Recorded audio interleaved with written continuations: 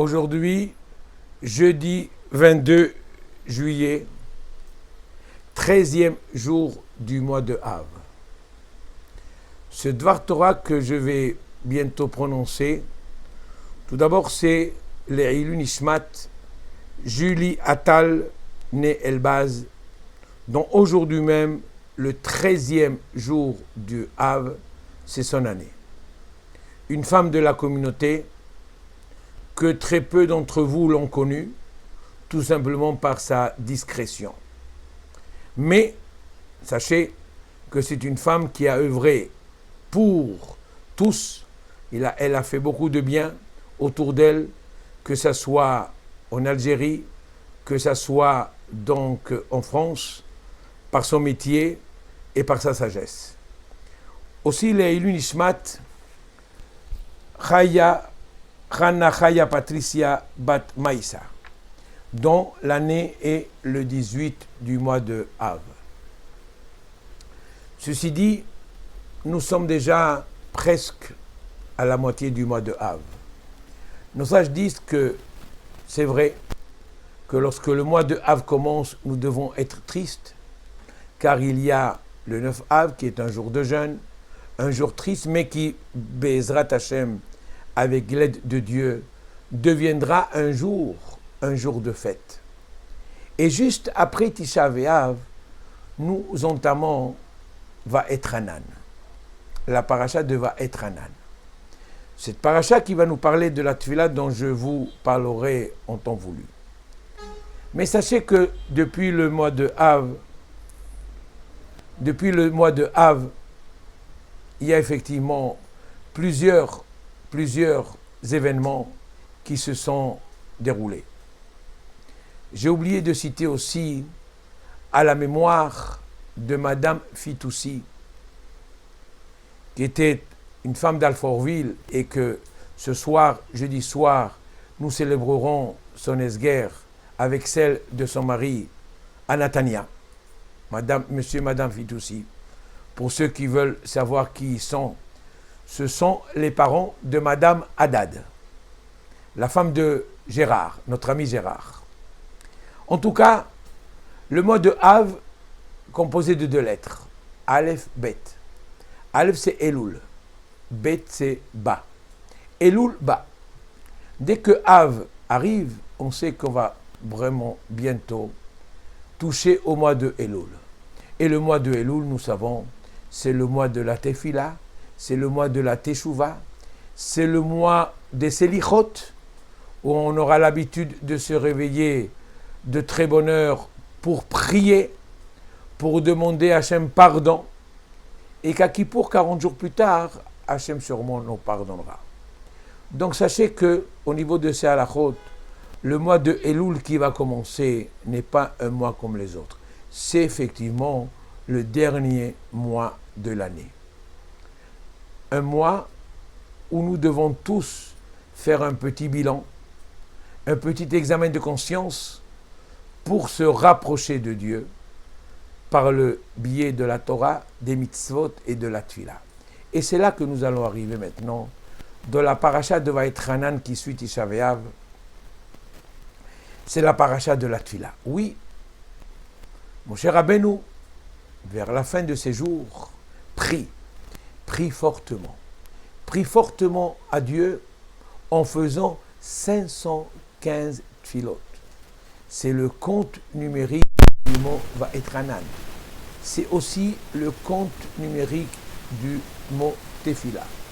C'est ce que fait mon cher Rabbeinu pour que Akadosh Baruch Hu, l'Éternel, puisse lui pardonner la faute qu'il avait commise et qu'il puisse oublier ce que Akadosh Baruch Hu avait donc dit, de ne pas le laisser dans la terre d'Israël. Non, malgré toutes les tfilotes, malgré tous les efforts, malgré tous les kavanotes, mon cher Rabbeinu n'a pas été exaucé. Du moins, il n'a pas été exaucé totalement. Il a été exaucé en partie parce qu'il va le laisser voir au moins la terre d'Israël, mais pas rentrer. Pourquoi? Mon cher Rabbeinu, il s'est tellement fatigué pour prier. Et pourquoi Dieu ne l'a pas entendu? Mon cher Abbé nous s'est fait un calcul dans sa tête. Il s'est dit, les enfants d'Israël pendant 40 ans n'ont pas arrêté de mettre à l'épreuve l'Éternel, n'ont pas arrêté de mettre en colère l'Éternel, n'ont pas arrêté de fauter envers Dieu, envers moi. Et à chaque reprise, pardonner. Aujourd'hui que j'ai fauté, je ne peux pas prier pour moi. Eh bien non. Dieu n'a pas accepté sa prière en totalité. Pourquoi? Pour nous apprendre une très grande leçon tout d'abord. C'est que Moshe aurait dû prier au moment où il avait fait la faute. C'est à ce moment-là qu'il devait regretter et qu'il devait prier pour que Dieu lui pardonne. Il n'aurait pas dû attendre des années et des années et des années, comme si on peut croire que Dieu va oublier donc les erreurs que nous avons faites. Non, Dieu ne l'a pas laissé. Mais pourquoi est-ce que Moshe tient tellement à entrer dans la terre d'Israël? Je sais que ce n'est pas toujours facile. Même aujourd'hui, vous le savez très bien, venir de l'étranger en terre d'Israël, c'est un peu le parcours du combattant. Il faut faire un dossier, monter un dossier, il faut attendre l'accord, et ce n'est pas si évident depuis pas mal de temps. Et c'est de plus en plus difficile venir dans la terre d'Israël, parce que sachez que ce n'est pas un pays du tout comme les autres. C'est un pays très spécial et nous allons voir pourquoi. Mon cher Abbé,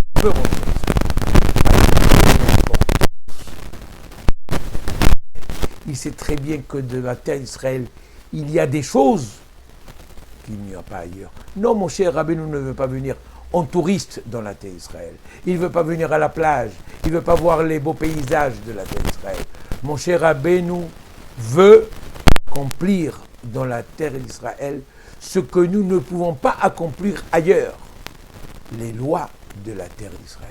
Les mitzvot que uniquement nous pouvons faire dans la terre d'Israël. Comme par exemple, Trumot, les prélèvements, Maasrot, les dîmes, les Trumot, l'année de la Shemitah que bientôt nous allons donc commencer, laisser reposer la terre d'Israël. Donc il y a des mitzvot qu'on ne peut pas faire ailleurs. On ne peut les faire que dans la terre d'Israël. Mon cher Rabbeinu, il lui manque ces mitzvot.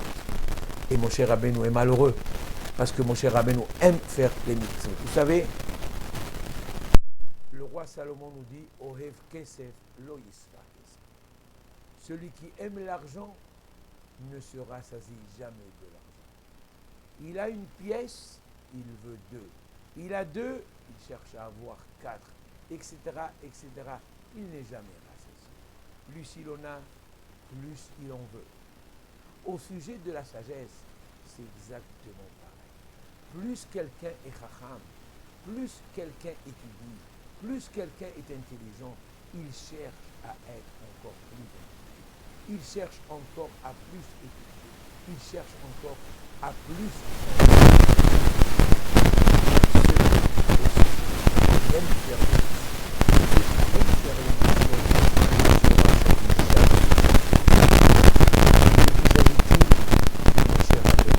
oui, mon cher Rabbeinu avait accompli toutes les mesures.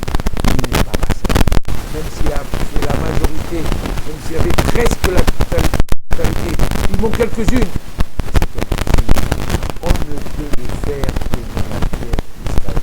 Oui, pour ressembler à mon cher Rabbeinu au sujet de l'étude, au sujet aussi de l'accomplissement de mitzvot, on n'est jamais donc rassasié. Et malgré tout ça, malgré cette demande qui est légitime, Akadosh Baruch Hu ne l'a pas laissé. Parce qu'Akadosh Baruch Hu, il a eu une discussion avec lui. Je l'écoute. Je t'ai fait dans la vie, du moins j'ai fait deux promesses. La première, d'exterminer le peuple d'Israël et faire de toi un grand peuple, et de t'interdire de rentrer dans la terre d'Israël. Écoute, mon cher. Le Midrash nous dit, je te propose, j'extermine les enfants d'Israël, je fais de toi un grand peuple, et je te laisse rentrer dans la terre d'Israël, ou bien tu choisis. Je n'extermine pas le peuple d'Israël en totalité, mais je t'interdis de rentrer dans la terre d'Israël. Je peux effacer une de mes deux promesses. Tu choisis. Eh bien, mon cher Rabbeinu, par amour envers les enfants d'Israël, il a refusé qu'il touche à un enfant d'Israël. Pour lui, les enfants d'Israël sont très très chers. Et il a préféré se sacrifier en tant que dirigeant du peuple pour les enfants d'Israël, depuis son premier jour avec les enfants d'Israël jusqu'au son dernier jour. Puis, dans la paracha de Vaetchanan, nous voyons plusieurs sujets, dont par exemple les 10 commandements. De nouveau, la Torah nous relate une fois de plus à quel régulièrement. Les 10 commandements, les 10 paroles plutôt. Commandements, je ne sais pas si c'est la vraie explication. Mais 10 barotes, ce sont les 10 paroles que Dieu va prononcer. Elles sont, je veux dire, presque les mêmes. Il y a quelques petites différences au niveau du Shabbat, au niveau du Kibbout Avaim, du respect des rois. Mais ce sont les mêmes paroles dans la paracha de Yitro, dans Shemot, et maintenant aussi dans Vaetchanan. Tous les sages se posent la question. Pourquoi répéter dans la Torah à 2 reprises les 10 commandements, les 10 paroles? La paracha de Yitro, ça aurait suffi. Pourquoi les répéter de nouveau dans Vaetchanan? Eh bien, lorsque Moshe a cité les 10 paroles dans la paracha de Yitro, cette génération, par la suite, elle n'a pas su appliquer. Ils sont malheureusement tous disparus. Il fallait de nouveau enseigner aux enfants d'Israël, à la nouvelle génération, les commandements de Dieu, les 10 paroles, de peur qu'ils nous disent « Ah, nous on n'a pas entendu, donc on n'applique pas ». Alors cette fois-ci, c'est mon cher Rabbeinu de lui-même, parce que tout le varie, c'est mon cher Rabbeinu qui l'a cité de lui-même, il répète de nouveau, évidemment, au nom de Dieu, les 10 paroles, les 10 commandements. Et on sait très bien que la Torah nous dit dans le chapitre Dalet, verset tête, chapitre 4, verset 9, Rak ishamer lecha ishmor nafshecha meod. Fais très attention. Et fais très attention à ton âme. Mais très très attention. Le Kli Yakar explique, il s'agit ici que nous avons l'obligation de faire attention à notre santé. Oui, on doit faire attention. On est malade, on doit le sauver. On ne doit pas se dire, ah, je crois en Dieu, Dieu va me guérir. Oui, on a le droit d'avoir confiance en Dieu. Mais nous avons le devoir d'aller chez le médecin pour nous faire soigner. C'est ton devoir. Ushmor, écrit, Radishamer Lecha. Vous devez faire attention à votre corps, à votre santé. Par contre, la Torah nous dit dans le même verset à la suite, Ushmor Nafshecha Meod. Fais attention, fais très attention à toi. Là, il faut faire davantage. Oui, en général, les gens se soucient pour leur santé physique. Certes, c'est vrai. Et tomber, on a mal, bon, il faut se faire soigner. Mais est-ce que l'on se soucie de notre âme? Non. Là, malheureusement, on laisse passer. C'est normal. Peut-être. Non. La Torah nous dit que vis-à-vis de notre âme, il faut se soucier davantage. Et beaucoup plus. Oui, c'est pour ça que le Kli Yakar nous dit au sujet du gouffre, au sujet de la santé, il faut voir ceux qui sont plus bas que nous. Par contre, au sujet de la spiritualité, on doit voir celui qui on doit aspirer à faire mieux que les autres, à devenir mieux que les autres, à étudier beaucoup plus que les autres. Et c'est ainsi qu'ensemble, nous pourrons arriver tous à être en bonne santé physique. Et je vous souhaite en plus, naturellement aujourd'hui, on voit la rétoire à ceux qui malheureusement ont des problèmes de santé, que tu appelles pour puisse nous envoyer prochainement la délivrance totale. Amen. Shabbat shalom.